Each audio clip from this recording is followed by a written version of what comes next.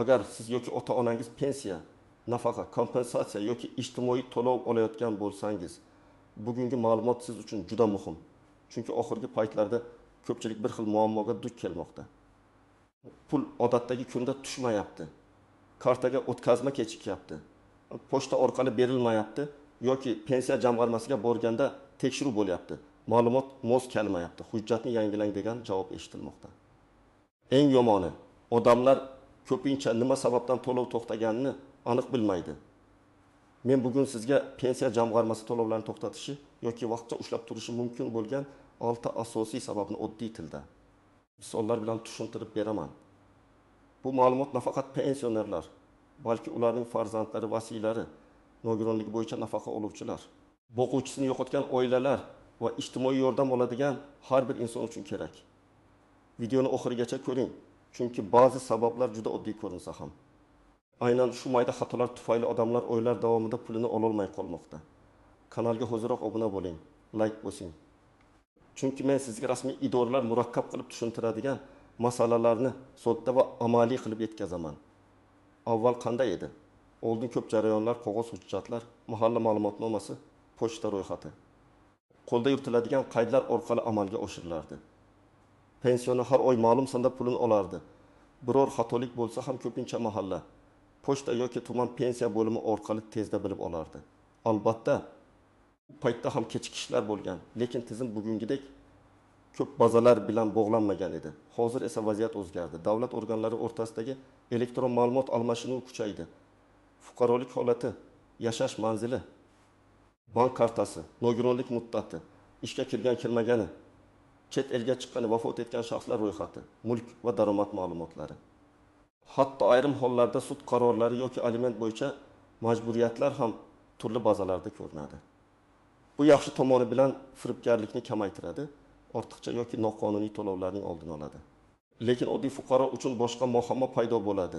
Bitta bazadagi bitta xato ham to'lovni to'xtatib qo'yishi mumkin.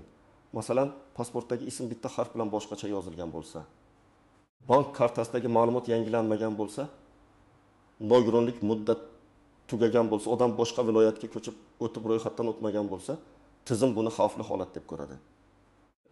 Natijada pensiya jamg'armasi to'lovni avtomatik yoki ichki tekshiruv asosida vaqtincha to'xtatishi mumkin. Men bugun aynan shuni tushuntiraman. Kim xavotir olishi kerak, kim xavotir olmasligi kerak va pul to'xtasa nima qilish lozim?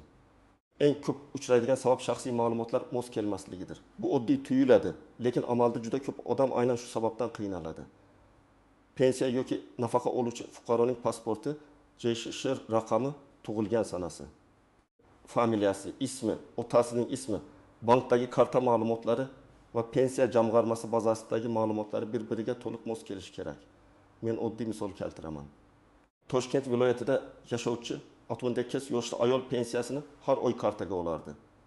Pasportini yangi ID kartaga almashtirgandan keyin familiyasida lotin yozuvida bitta harf boshqacha yozilgan. Oldingi hujjatda Karimova bo'lgan. Yangisida texnik sabab bilan Karimova emas, boshqa transliteratsiya varianti kiritilgan. Bank kartasi eski ma'lumot bilan ochilgan. Pensiya jamg'armasidagi ro'yxat ham eski hujjat asosida turgan. Natijada tizim bu odam bir xil shaxsmi yoki boshqa shaxsmi degan savolga duch keladi va to'lov tekshiruvga tushadi. Yana bir misol, erkak kishi bank kartasini yangilaydi, lekin yangi karta boshqa hisob raqamiga bog'lanadi. Pensiya jamg'armasiga bu haqda ma'lumot vaqtida yetib bormaydi. Odam kartam bor, nega pul tushmayapti deb o'ylaydi. Aslida esa pul eski hisob raqamiga yuborilgan. Bank uni qaytargan yoki to'lov tizimida ushlab qolingan bo'lishi mumkin. Bu holatda kim xavotir olish kerak? Yaqinda pasportni almashtirganlar, familiyasini o'zgartirganlar, nikohdan keyin hujjat yangilaganlar, bank kartasini almashtirganlar, eski karta muddati tugaganlar, boshqa bankka o'tganlar. Kim kamroq xavotir olishi mumkin? Hujjatlari o'zgarmagan, kartasi faol, har oy bir xil tartibda pul olayotgan odamlar. Lekin baribir hujjat nusxalarini tartibda saqlash kerak. Ikkinchi katta sabab bu doimiy yoki vaqtincha yashash manzili bilan bog'liq. Pensiya tayinlashda va to'lashda fuqaroning qayerda ro'yxatda turgani muhim. Ayniqsa bir viloyatdan boshqa viloyatga ko'chib o'tganlar, farzandining uyiga vaqtincha kelib qolganlar, uyini sotib boshqa joyga ko'chganlar, Lekin ro'yxat ishlarini oxirigacha rasmiylashtirmaganlar ehtiyot bo'lish kerak. Masalan, pensioner Samarqandda ro'yxatda turadi, lekin Toshkentdagi o'g'lining uyida yashaydi.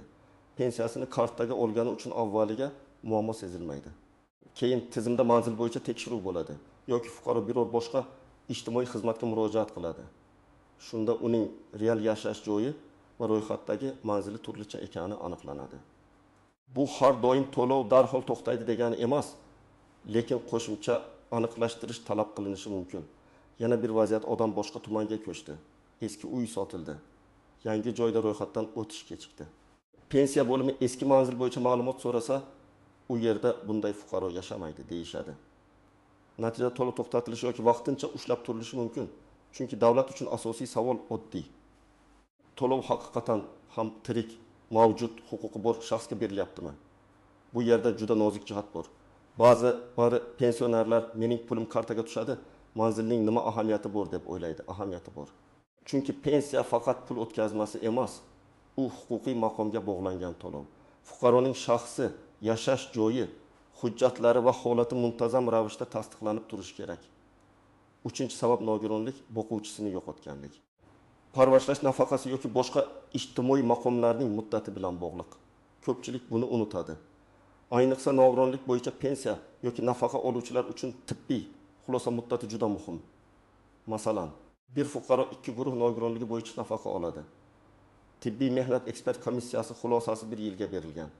U odam o'zini yomon his qilgani, hujjat yig'ishga qiynalgani yoki navbat ko'p bo'lgani uchun qayta ko'rikdan vaqtida o'tmaydi.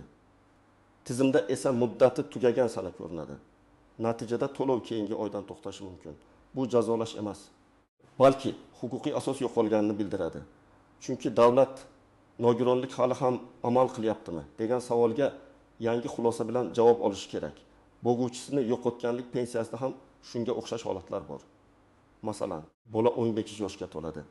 Agar u o'qishni davom ettirayotgan bo'lsa, ma'lum shartlar asosida to'lov davom etishi mumkin. Lekin o'qish joyidan ma'lumotnoma olib kelinmasa yoki elektron bazada talaba ekani ko'rinmasa, to'lov to'xtashi ehtimoli bor. Oila esa kecha ham olardik, bugun nega yo'q deb hayron bo'ladi. Sabab oddiy, bola voyaga yetgan, endi to'lovni davom ettirish uchun qo'shimcha asos kerak. Parvarishlash nafaqasida ham ehtiyot bo'lish zarur. Agar parvarish qilinayotgan shaxsning holati o'zgarsa, nogironlik guruhi o'zgarsa, vafot etsa yoki parvarish qiluvchi ishga kirsa, to'lov qayta ko'rib chiqilishi mumkin. Bu yerda muhim qoida bor. Nafaqa yoki pensiya qaysi sabab bilan tayinlangan bo'lsa, o'sha sabab yo'qolsa yoki tasdiqlanmasa, to'lov to'xtashi mumkin. 4-sabab ko'pchilikka yoqmasligi mumkin, lekin men buni ochiq aytaman. Ayrim turdagi ijtimoiy to'lovlar fuqaroning ishlayotgani, daromad olayotgani yoki boshqa turdagi yordam olishi bilan bog'liq ravishda qayta hisoblanadi yoki to'xtatiladi. Bu hamma pensiyaga bir xil taalluqli emas. Masalan, yoshga doir pensiya olayotgan odam ishlasa, odatda bu uning pensiyasini avtomatik to'xtatadi degani emas. Lekin ayrim nafaqalar va kompensatsiyalar uchun daromad yoki bandlik holati muhim bo'lishi mumkin. Oddiy misol. Bir ayol kam ta'minlangan oila sifatida ijtimoiy yordam oladi. Keyin turmush o'rtog'i rasmiy ishga kiradi. Oylik daromad soliq bazasida ko'rinadi. Oila bu haqda alohida xabar bermagan bo'lsa ham, tizim buni ko'rishi mumkin. Natijada keyingi davr uchun yordam qayta hisoblanadi yoki to'xtatiladi. Oila nega to'xtadi deb so'raydi. Javob esa daromad mezonida oshgan bo'lishi mumkin. Yana bir misol. Parvarishlash uchun nafaqa olayotgan shaxs rasman ishga kiradi. Agar qonun yoki tartib bo'yicha parvarish qiluvchi to'liq band bo'lmasligi kerak bo'lsa, bu to'lovga ta'sir qiladi. Chunki davlat mantiqi shunday. Agar odam to'liq stavkada ishlayotgan bo'lsa, u doimiy parvarish bilan shug'ullanyaptimi yoki yo'qmi? Bu savol tug'iladi. Bu yerda eng katta xato shuki, odamlar baribir bilishmaydi deb o'ylaydi. Hozirgi elektron tizimlarda ishga kirish, soliq to'lovlari, mehnat shartnomasi, ayrim hollarda tadbirkorlik faoliyati ham ko'rinishi mumkin.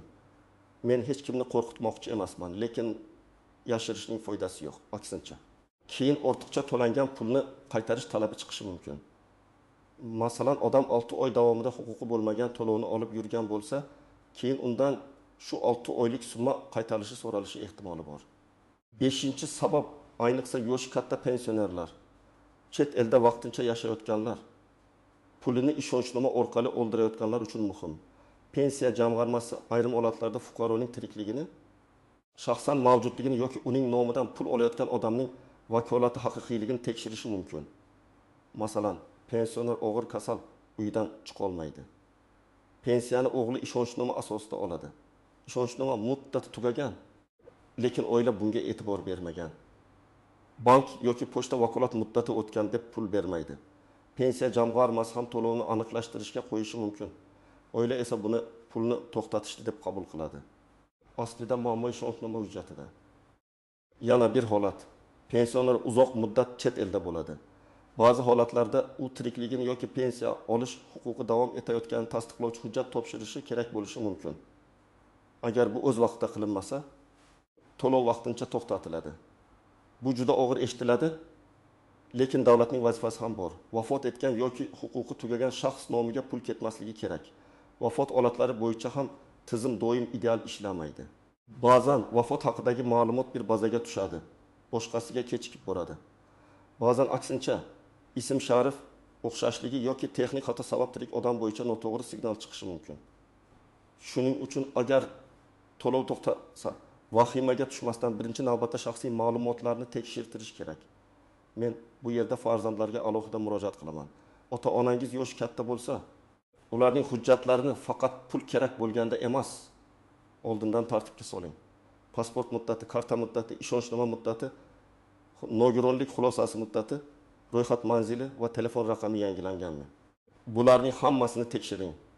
Chunki muammo chiqqandan keyin idora yurish ancha qiyin bo'ladi. 6-sabab, eng murakkab sabab ortiqcha to'lov aniqlanishi, qarzdorlik, sud qarori, ijro hujjati yoki ichki tekshiruv. Ba'zan pensiya jamg'armasi avvalgi davrda noto'g'ri hisoblangan pulni aniqlaydi. Bu noto'g'ri staj, noto'g'ri ish haqi ma'lumoti, takroriy to'lov huquq tugagandan keyin davom etgan to'lov yoki boshqa sabab bilan bo'lishi mumkin. Masalan, bir fuqaroning pensiyasi hisoblanayotganda ish staji 31 yil deb kiritilgan. Keyin arxiv tekshiruvida ayrim yillar tasdiqlanmadi yoki ish haqi ma'lumotnomasida xatolik chiqqan. Natijada pensiya miqdori qayta hisoblanadi. Agar oldin ko'proq to'langan bo'lsa, farq summasi ushlab qolinishi mumkin. Odam buni pensiyamni kamaytirishdi deb tushunadi. Aslida esa idora noto'g'ri hisoblangan summani tuzatdik deb javob beradi. Yana bir misol.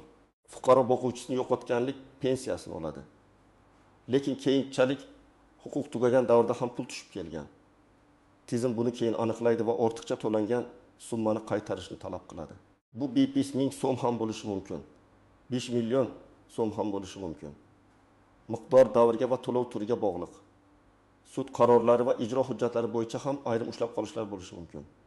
Masalan, aliment, zarar undirish yoki boshqa majburiy qarzdorlik bo'lsa, qonunda belgilangan tartibda pensiya yoki daromaddan ma'lum qismi ushlab qolinishi ehtimoli bor.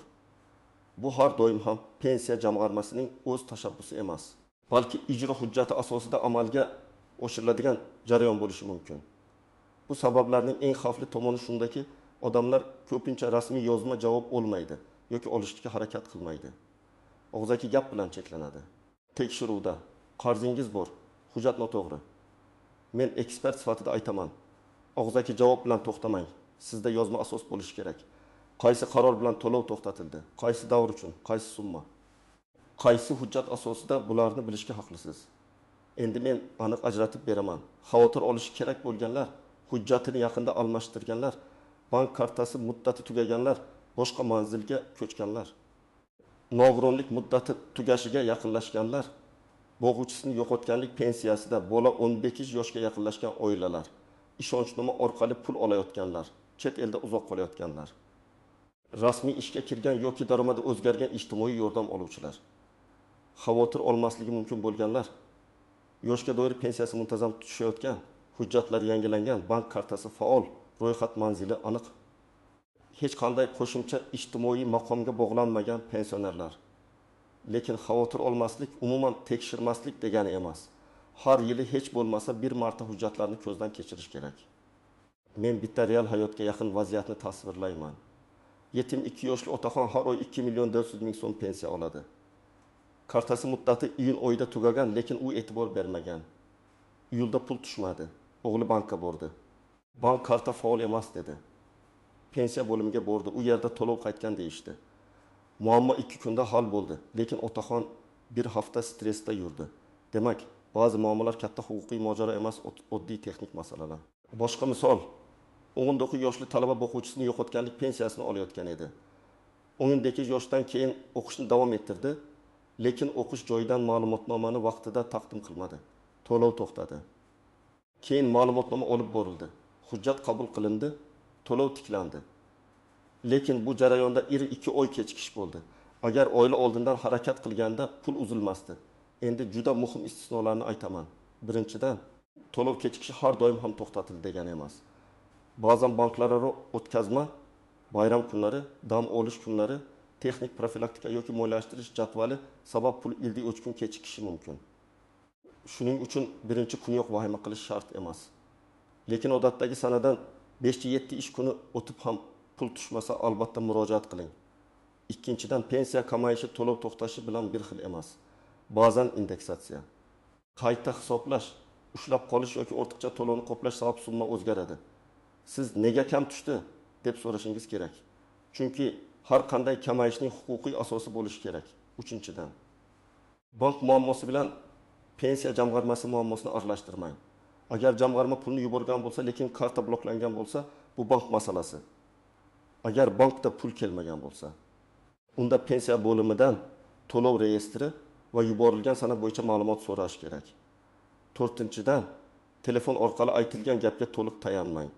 Telefon maslahat uchun yaxshi, lekin nizoli holatda yozma ariza kerak. Chunki keyin sizga aytgandik yoki bizda bunday ma'lumot yo'q degan vaziyat bo'lmasligi uchun qo'lingizda ariza nusxasi qabul qilingan sana javob raqami bo'lishi zarur. 5-dan, ortiqcha to'lov bo'yicha talab chiqsa, darhol rozi bo'lib imzo qo'yishdan oldin hisob kitobni tekshiring. Qaysi oylar, qaysi miqdor, qaysi sabab, qaysi qaror asosida degan savollarni bering. Agar xato bo'lsa, e'tiroz yozish mumkin. Agar haqiqatan ham ortiqcha to'lov bo'lgan bo'lsa, uni bo'lib qaytarish tartibi haqida so'rashingiz mumkin. Endi eng muhim qism, to'lov to'xtasa yoki kechiksa nima qilish kerak? Men sizga aniq tartibni beraman. Birinchi qadam, bankni tekshiring. Kartangiz faolmi? Muddati o'tmaganmi? Hisob raqamingiz yopilmaganmi? Karta bloklanmaganmi? SMS xabarnoma ishlayaptimi? Boshqa hisobga pul tushmaganmi? Shuni aniqlang. Bankdan pensiya to'lovi kelganmi yoki kelmaganmi deb aniq so'rang. Agar kelmagan bo'lsa, keyingi qadamga o'ting. Ikkinchi qadam, pensiya jamg'armasining tuman yoki shahar bo'limiga murojaat qiling. O'zingiz bilan pasport yoki ID karta, JSHR, bank karta rekvizitlari, pensiya guvohnomasi bo'lsa, uni oldingi to'lovlar bo'yicha SMS yoki bank ko'chirmasini olib boring. Agar nogironlik, boquvchisini yo'qotganlik yoki parvarish nafaqasi bo'lsa, tegishli tibbiy xulosa, o'qish joyidan ma'lumotnoma yoki vasiylik hujjatlarini ham oling. 3-qadam, og'zaki emas, yozma ariza bering. Arizada shunday mazmunda yozing: menga tayinlangan pensiya yoki nafaqa to'lovi falon oydan boshlab tushmayapti yoki kamaygan. To'lovning to'xtatilishi, kechikishi yoki kamayish sababi, huquqiy asosi, qaror raqami va qayta tiklash tartibi haqida yozma ma'lumot berishingizni so'rayman. Arizadan nusxa oling, qabul qilingan sanani belgilatib qo'ying. 4-qadam, hujjatlarni solishtiring. Pasportdagi ism sharif, tug'ilgan sana, JSHR, bank rekvizitlari va pensiya jamg'armasi bazasidagi ma'lumotlar mosligini tekshirtiring. Agar bitta harf xato bo'lsa ham tuzatish uchun ariza yozing. Bunday mayda xatolar katta kechikishga sabab bo'ladi. 5-qadam, muddatli hujjatlarni yangilang.